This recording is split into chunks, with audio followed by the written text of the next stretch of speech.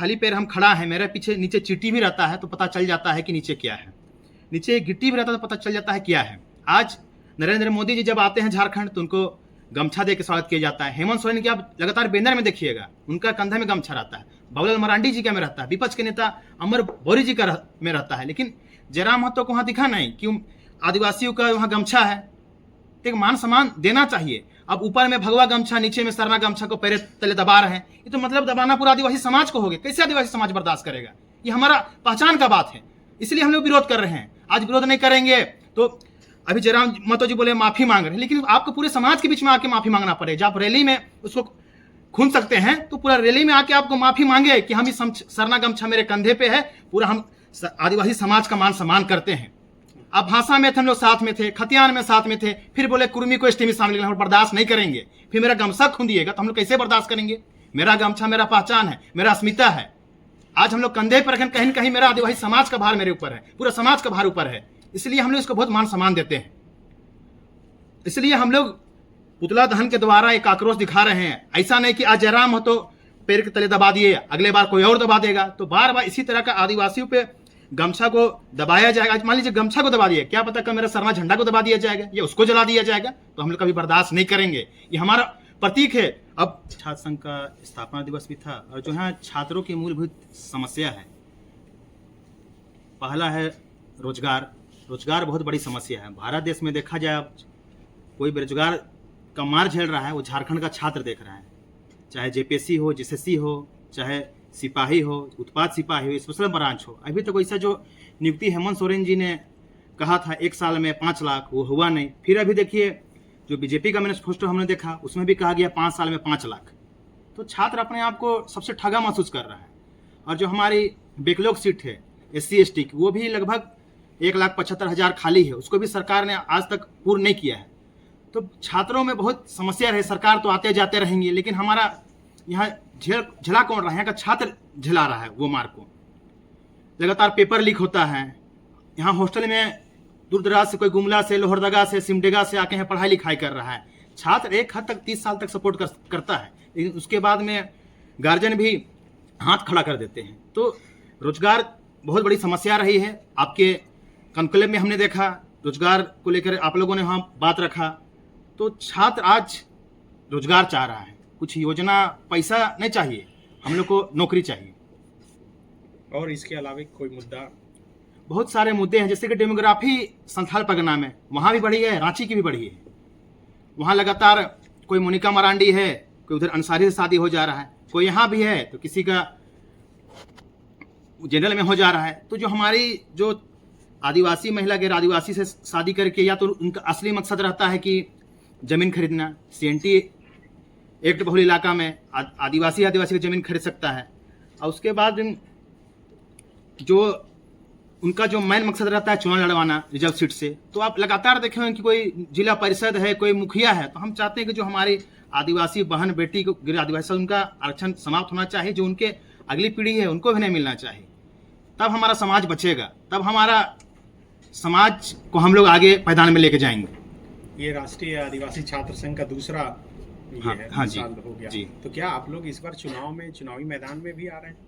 चुनावी मैदान में हमारा लड़ना मकसद नहीं है। हमारा मकसद है समाज का उत्थान करना। जैसे राष्ट्रीय छात्र संघ कोई पॉलिटिकल व्यू से जुड़ा नहीं है, मतलब समझिए कि हमारा आदिवासी समाज ही हमारा द्वारा, हम उसके द्वारा संचालित होते हैं।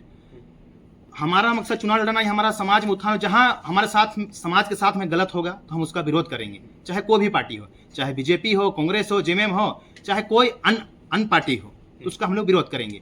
और जो आदिवासी हित में बात करेगा, यहाँ के छात्रों के हित में बात करेगा, तो उसके हम लोग साथ में रहेंगे। और जो हमारे छात्र हित में ही नहीं बात करेगा, मेरा आदिवासी हित में नहीं बात करेगा, मेरा जमीन बचाने के हित में काम नहीं करेगा, तो उसके साथ में हम लोग कैसे जा सकते हैं? तो हेमंत सोरेन जो मुख्यमंत्री हैं, आप लोगों की उम्मीदों पर कितना खरा उतर पाए? अभी तो देखा जाए छात्रों के उम्मीदों पर खरा तो नहीं उतरे, नाकाम रहे। आदिवासी रहने से क्या होगा? यहाँ का आदिवासी युवा बेरोजगार है, मूलवासी युवा बेरोजगार है, तो वहाँ किसी को रोजगार मिला ही नहीं, सब वो बेरोजगारी का मार झेल रहा है। तो सरकार को हम लोग सोचे थे कि हेमंत सोरेन की सरकार आएगी, कुछ नया होगा। हम लोग सोचे थे अबुआ दिशु में अबुआ राज, तो यहाँ तो हम लोग देख रहे हैं अबुआ राज में जो इर्द गिर्द में है वो दिकू राज नजर आता है हमें। तो ये पुतला दहन का बात कर रहे हैं, क्या है ये पूरा? देखिए, परसों को जो जयराम महतो देवघर में जो सरवा में उनका जनसभा था, तो हम लोगों ने देखा जो हमारा जो सरना गमछा जो हमारा प्रतीक है, हमारा पहचान है, हमारा अस्मिता है, तो देखिए कि स्कॉर्पियो के ऊपर में लगा हुआ है। जयराम महतो जी 45 मिनट का भाषण देते हैं, उसी में चढ़ के अगर हम कोई खाली पैर हम खड़ा है, मेरे पीछे नीचे चीटी भी रहता है तो पता चल जाता है कि नीचे क्या है, नीचे गिट्टी भी रहता है तो पता चल जाता है क्या है। आज नरेंद्र मोदी जी जब आते हैं झारखंड तो उनको गमछा दे के स्वागत किया जाता है। हेमंत सोरेन की आप लगातार बैनर में देखिएगा, उनका कंधे में गमछा रहता है। बाबूलाल मरांडी जी का में रहता है, विपक्ष के नेता अमर बोरी जी का में रहता है, लेकिन जयराम महतो को वहां दिखा नहीं कि आदिवासियों का वहां गमछा है। एक मान सम्मान देना चाहिए। अब ऊपर में भगवा गमछा, नीचे में सरना गमछा को पैरे तले दबा रहे हैं, ये तो मतलब दबाना पूरा आदिवासी समाज को हो गया। कैसे आदिवासी समाज बर्दाश्त करेगा? ये हमारा पहचान का बात है, इसलिए हम लोग विरोध कर रहे हैं। आज विरोध नहीं करेंगे तो अभी जयराम महतो जी बोले माफी मांग रहे हैं, लेकिन आपको पूरे समाज के बीच में आके माफी मांगना पड़े। जब आप रैली में उसको खून सकते हैं तो पूरा रैली में आके आपको माफी मांगे कि हम इस सरना गमछा मेरे कंधे पे है, पूरा हम आदिवासी समाज का मान सम्मान करते हैं। अब भाषा में थे, हम लोग साथ में थे, खतियान में साथ में थे, फिर बोले कुर्मी को एसटी में शामिल हम बर्दाश्त नहीं करेंगे। फिर मेरा गमछा खूंदिएगा तो हम लोग कैसे बर्दाश्त करेंगे? मेरा गमछा मेरा पहचान है, मेरा अस्मिता है। आज हम लोग कंधे पर रखें, कहीं न कहीं मेरा आदिवासी समाज का भार मेरे ऊपर है, पूरा समाज का भार ऊपर है, इसलिए हम लोग इसको बहुत मान सम्मान देते हैं। इसलिए हम लोग पुतला दहन के द्वारा एक आक्रोश दिखा रहे हैं। ऐसा नहीं कि आज जयराम महतो पैर के तले दबा दिए, अगले बार कोई और दबा देगा, तो बार बार इसी तरह का आदिवासियों पे गमछा को दबाया जाएगा। आज मान लीजिए गमछा को दबा दिए, क्या पता कल मेरा सरना झंडा को दबा दिया जाएगा या उसको जला दिया जाएगा, तो हम लोग कभी बर्दाश्त नहीं करेंगे। ये हमारा प्रतीक है। अब सफेद और लाल ये शांति है, सफेद शांति का, लाल क्रांति का प्रतीक है। उसी तरह झंडा भी उसी तरह का है। अभी बहुत लोग बोल रहे हैं कि बाहर का गमछा, असम का गमछा, मान लीजिए किसी का भी गमछा है, उसको मान सम्मान देना चाहिए। हम सब गमछा का मान सम्मान देते हैं, भगवा गमछा का भी देते हैं, जो पीला गमछा उनका भी देते हैं, लेकिन सबका सम्मान देना चाहिए, ना कि आप उसको पैरों तले कुचल दें। तो मतलब ये कुचलना आदिवासी समाज कुचलना, इससे आदिवासी समाज आक्रोश है। ठीक है, जयराम महतो के एक दो सब में रहते हैं, जैसे कि सरना स्थल कमेटी से उठाव कर रहा था राम मंदिर के लिए, तो हमने आशा लकड़ा का पुतला जलाया था, वहाँ मेघाउरा का भी जलाया था। तो उस टाइप का आज हम लोग भी उसका पुतला जला रहे हैं, तो हमारे समाज के लोग कहते हैं कि जयराम महतो माफी मांगे। माफी मांगने से नहीं होगा, उसको पूरे समाज के बीच में, पूरे जनता के बीच में वो माफी मांगे और इनका मान सम्मान को जो कंधे पे हम लोग रखे हैं, इसको मान को बढ़ाए, ना कि इसको कुचला जाए। अच्छा, आप बेरोजगारी की बात कर रहे हैं। अभी जेएसएससी सीजीएल का एक बड़ा मुद्दा है। राष्ट्रीय आदिवासी छात्र संघ इस मसले पर क्या सोचता है? क्या सचमुच में गड़बड़ियाँ हुई है? क्या आप लोग जानने की कोशिश की है? छात्र के साथ हैं, सरकार के साथ हैं? हम इस मुद्दे में छात्र के साथ हैं और कहीं न कहीं लगता है कि गड़बड़ियाँ हुई हैं। ऐसा नहीं है गड़बड़ियाँ नहीं हुई हैं। तो सर जब पूरा नेट बंद कर दिया जाता है, फिर खोल दिया जाता है, फिर पता चलता है कि छात्रों के माध्यम से नहीं, क्वेश्चन पेपर का सील खुला हुआ था, आंसर पहले हुआ था। आप बताइए, अभी बीजेपी मैया योजना कॉपी पेस्ट दीदी गोगो योजना कर दिया, और जो जेएसएससी सीजीएल ने बताइए वही रीजनिंग का, मैथ का क्वेश्चन कॉपी पेस्ट कर दिया जाता है। तो मतलब ये कॉपी पेस्ट चल रहा है सब जगह, और कॉपी पेस्ट हुआ है।